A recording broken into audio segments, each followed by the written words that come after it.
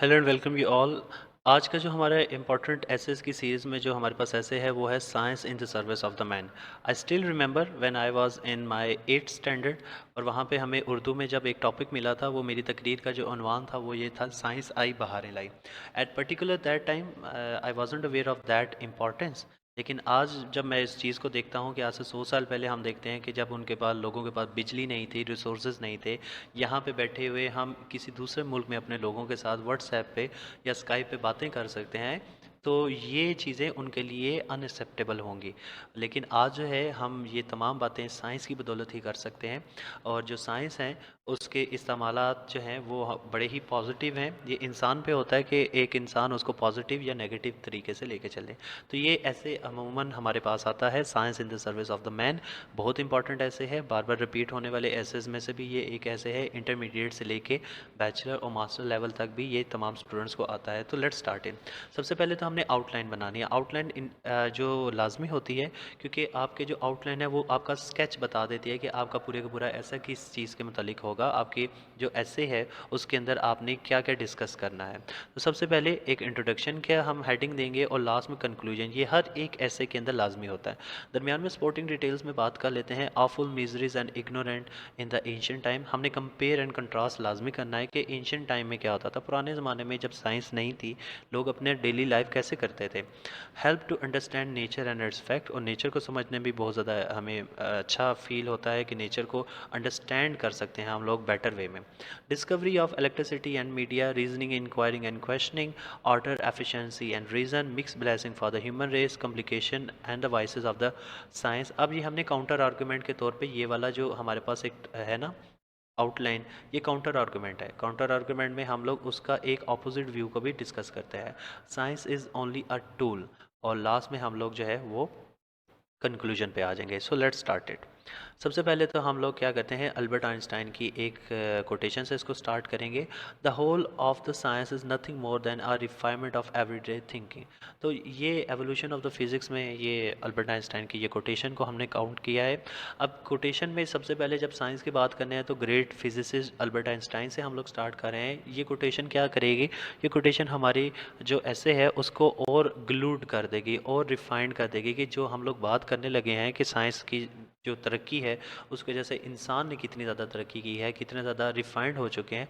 तो ये बातों को सपोर्ट करेगा, ये हमारी बात को ज़्यादा डिटेल में सपोर्ट करेगा कि ये जो बात कर रहे हैं, ये मैं नहीं कह रहा कि साइंस जो है वो उसने हमारी ज़िंदगी तब्दील कर दी, बल्कि आइंस्टाइन से हम लोग उसको स्टार्ट करने लगे हैं। The phenomenal advancement of the science and its wider implication in all walks of man's life have brought human civilization to the amazing heights. The awful miseries and ignorance of the hellish past have been virtually eliminated by the miraculous invention and discoveries. और पुराने ज़माने में क्या होता था कि आप जो हैं वो कोई काम नहीं कर सकते रात के वक्त, आपके पास इतनी इलेक्ट्रिसिटी नहीं है, आपके पास रिसोर्सेज नहीं है, आपने किसी से बात करनी है तो फेस टू फेस ही बात कर सकते हैं। अगर वो शख्स किसी दूसरे मुल्क में है, आप उसके साथ बात नहीं कर सकते। लेकिन आज की जो मॉडर्न वर्ल्ड है उसने ये तमाम चीज़ें पॉसिबल कर दी हैं। आप फ़ज़ा में नहीं उड़ सकते थे, आप लोगों के साथ इस तरीके से जो है वो इंटरेक्ट नहीं कर सकते थे, आप अपने घर में बैठे हुए कोई लोगों के साथ इंटरेक्ट नहीं कर सकते थे। तो ये तमाम बातें जो हैं इसको डिस्कस करने वाले हैं हम लोग। Science has open and in large new frontiers of human knowledge, information, achievement and comfort. तो ये जो मार्कर से मैंने हाईलाइट किए हुए हैं, इसको भी आपने मार्कर से ही लिखना है। अगेन हम एमरसन की जो है वो कोटेशन को लिखते हैं, man love to wonder and that is the seed of the science. जितना ज़्यादा आप सोचेंगे ये क्यों हुआ, ये कैसे हुआ, इसके पीछे का रीज़न क्या है, इतना ही आप लोग साइंटिफिक होते जाएंगे, इतने ही आप लॉजिकल रीजनिंग की तरफ चलते जाएंगे। This essay is from ignorance to knowledge, from darkness to the light, from superstition to the scientific logic. और आपको पता है कि साइंस की वजह से हम सुपरस्टिशियस चीज़ों से दूर होके हम लोग बिल्कुल साइंटिफिक लॉजिक और साइंटिफिक रीजनिंग के ऊपर चले गए। If our ancestor were to visit today's world, they would not able to recognize it due to the marvels of the science. और अगर वो किसी तरीके से पुराने ज़माने के लोग आके देखें कि इस वक्त हम लोग जो है वो कितने ज़्यादा मार्वल्स कर रही है साइंस, तो वो शायद इस चीज़ को एक्सेप्ट ना करें बल्कि डाइजेस्ट भी ना कर पाएँ। इन days before science, people were condemned to live totally different life. They were at the mercy of two elements of the nature. Earth, air, fire, water was worshipped as a god because they ruled man's life most powerfully.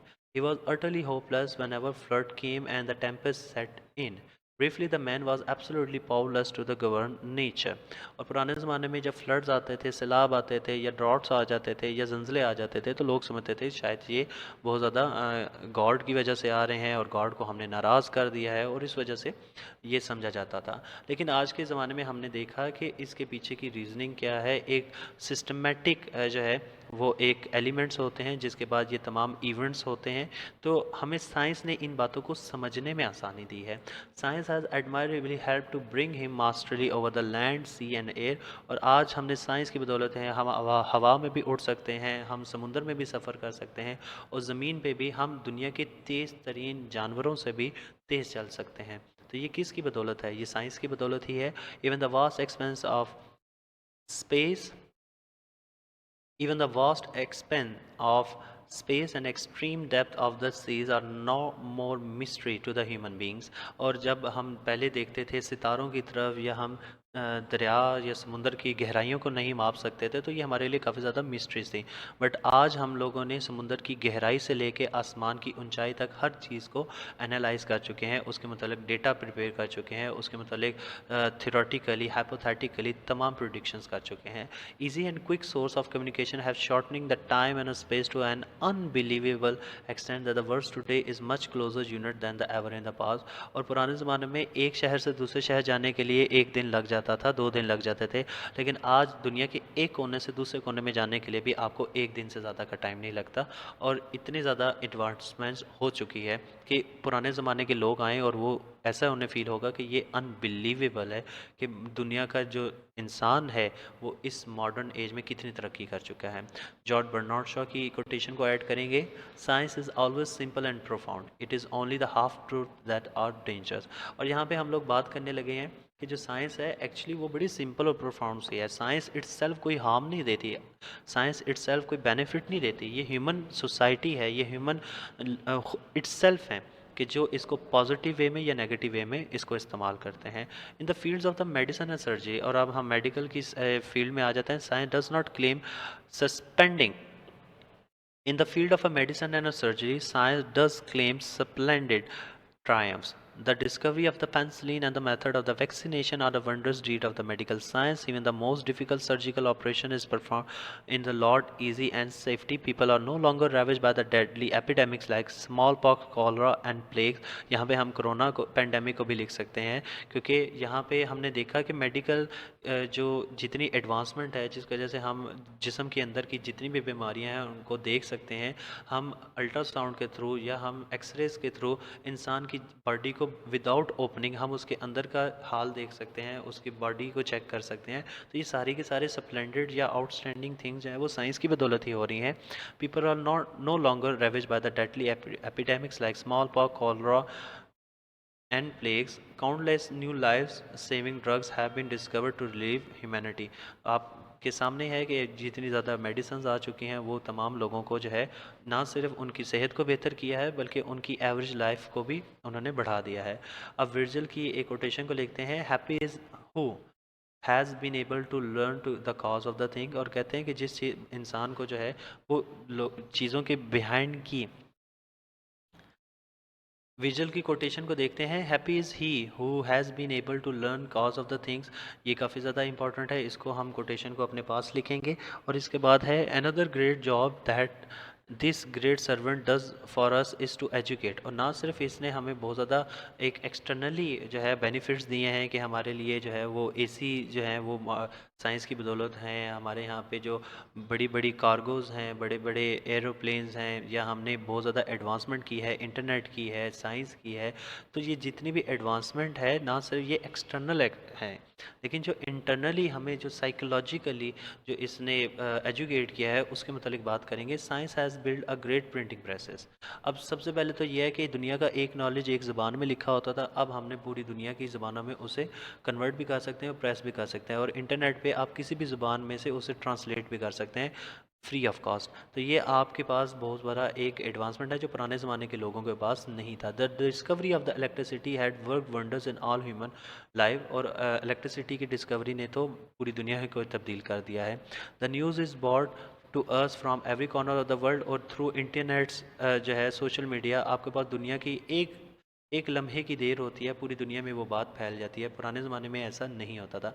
The mean of communication have also made the dramatic progress due to the science, the telephone, the wireless telegraph, postal system, fax machine and the internet have made it fairly easy and quick to communicate with friends, relative and colleague living and working abroad. तो यहाँ पे हमने उसको बता दिया internet की facility को। The habits of reasoning, inquiring and questioning are the great gifts of the science. We do this when we control our passions, prejudice and sentiments. So the word of the science is literally a word of order, efficiency and reason that increase our power over nature. इस ना सिर्फ हमें जो है वो physically बल्कि psychologically भी काफ़ी इंप्रूव किया है। विलियम ब्लेक का जो है कोटेशन लिखेंगे, what is now proved was once only imagine. और पुराने ज़माने के लोग सोच ही सकते थे कि हम परिंदों की तरह आसमानों में उड़ सकते हैं, और आज के मॉडर्न इंसान ने ये कर दिया। Despite all invention and discoveries, science should never prove itself to be an unmixed blessing for human race. Science has also brought some other complication and the problem. अब ये हम काउंटर आर्गूमेंट दे रहे हैं कि ना सिर्फ उसने बहुत ज़्यादा एक ब्लेसिंग दी है, बल्कि उसके साथ कुछ ना कुछ जो है वो उसके साथ नेगेटिविटी भी हमारे पास आई है। First man expose to the new temptation and thrown into the confusion due to the amazing and unexpected discoveries and invention of the science। और ना जब इंसान के पास जब एक बहुत ज़्यादा तादाद में चीज़ आ जाती है तो इंसान जो है वो उसके लालच में भी आ जाता है, वो खुद गर्ज भी हो जाता है और वो जालिम भी हो जाता है। तो इंसान से रिलेटेड ये हम लोगों ने ह्यूमन से रिलेटेड ये लिखा है, he is not in a position to determine the goal of his life with grimly finality। Secondly, modern technology has virtually impaired craftsmanship. Thousands of the skilled person had condemned to work in the factories, mills as ordinary labor। और पुराने ज़माने में जो हमारे पास जो लोग होते थे वो ना सिर्फ जो क्राफ्ट्समैन और स्किल्ड पर्सन अपने अपने इलाकों में काम करते थे, लेकिन आज के मॉडर्न वर्ल्ड में वो फैक्ट्रीज और मिल्स में काम कर रहे हैं as ordinary labour. Thirdly, science develop our head and brain but weaken our heart and soul. Such things are kindness, love, devotion, worship, spiritual perspective do not flourish anymore। और modern दौर में इंसान बहुत ज़्यादा मॉडर्निटी की तरफ जा रहा है, तो वो स्पिरिचुअली जो है वो काफ़ी ज़्यादा डिमोरलाइज्ड हो चुका है। वो उसकी जो पुराने ज़माने में जो कनेक्शन था गॉड के साथ, रिलीजन के साथ और साथ में उसकी सोसाइटी के साथ, वो काफ़ी हद तक वीकन पड़ चुका है। Fourthly, science has made modern man overlook grossly materialistic. और आज के ज़माने में साइंस की वजह से, क्योंकि जब आपके पास बहुत ज़्यादा कीमती चीज़ें होंगी तो आप भी काफ़ी ज़्यादा मटेरियलिस्टिक हो जाएंगे। Lastly, we are terribly afraid of atomic wars. और एटम बम से रिलेटेड वॉर जो है उसका थ्रेट सबको होता है, तो ये उसकी नेगेटिविटी है। There have been a more destructive wars since the dawn of the modern science than ever before। The entire human race has thus been brought on the verge of the massive destruction due to the achievement of the science। और ये science की वजह से नहीं बल्कि ये humanity की वजह से है कि ह्यूमन जो है वो अपनी ज़ात के लिए, अपने लिए जो बेटर समझते हैं उसको पाने के लिए वो ये चीज़ें कर रहे हैं। So we can sum up with the words that the science is only tool. तो हम यहाँ पे आखिर में बात करेंगे कि ये साइंस जो है वो सिर्फ टूल है, जिसको पॉजिटिव या नेगेटिव में इस्तेमाल किया जा सकता है। ये इस्तेमाल करने वाले पे है कि वो उसको कैसे इस्तेमाल करता है। The harm and good of it does depend on how man use it. So we must develop our moral, social and political reasoning along with our physical and biological sense।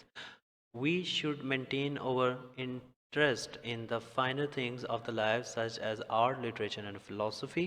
We should not be entirely dependent on the science, for science can only add years to our life, but it is up to us to add life to those years। यहाँ पे हमने थोड़ी philosophical बात कर दी कि science जो है वो हमारी ज़िंदगी को बढ़ा सकता है, लेकिन ज़िंदगी को जीना कैसे है ये हमें साइंस के बजाय आर्ट्स, लिटरेचर और फिलासफी से पता चलता है। तो हमें इनकी तरफ भी तवज्जो देनी चाहिए।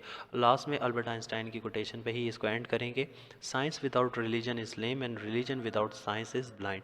यहाँ पे हम इन दोनों को, रिलीजन और साइंस, इनको अमूमी तौर पे फार क्राई समझा जाता है एक दूसरे से, लेकिन यहाँ पे अल्बर्ट आइंस्टाइन ने इस बात को हमें दोबारा से री इन्वेंट कर दिया है, रीजनरेट कर दिया है कि साइंस और रिलीजन दोनों इंटरकनेक्टेड हैं।